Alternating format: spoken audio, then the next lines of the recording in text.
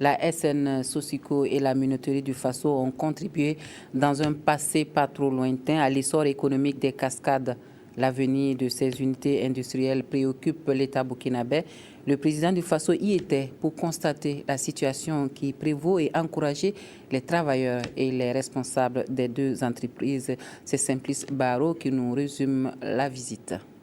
Jadis fleuron de l'industrie burkinabé, la SN Sosico, située dans la commune de Brégadougou, est à la croisée des chemins en raison depuis quelques années de la mévente de sa production sucrière.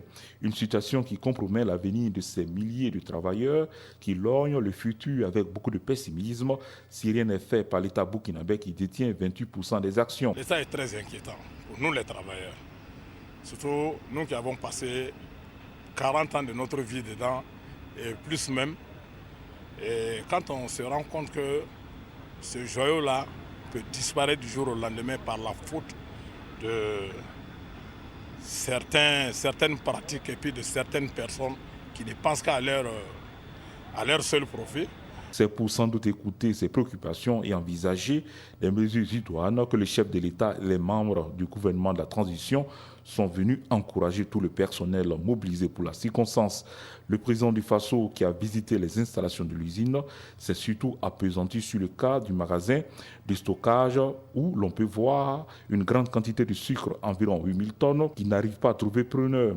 La faute, selon la direction générale de la SN Sosico, à l'importation frauduleuse du sucre. Une des solutions à la mévente du sucre de la SN Sosico, la prospection de certains marchés de la sous-région, a entre autres préconisé Michel Kafando, qui s'est par la suite rendu à Banfora, où il a été accueilli à l'entrée de la ville par une foule en liesse.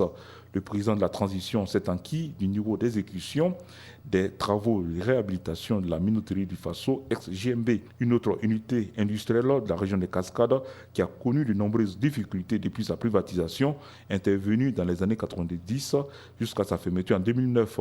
Aujourd'hui, avec la création de la minoterie du Faso, l'État burkinabé a décidé de récapitaliser l'entreprise à près de 2 milliards de francs CFA et d'installer de nouveaux équipements. Des travaux exécutés à environ 90% d'après le directeur général de la minoterie du Faso. Une étape où l'équipement qui avait été diagnostiqué pour être monté sur l'usine pour permettre effectivement sa réhabilitation totale, nous sommes à un niveau pratiquement de 90% de matériel monté.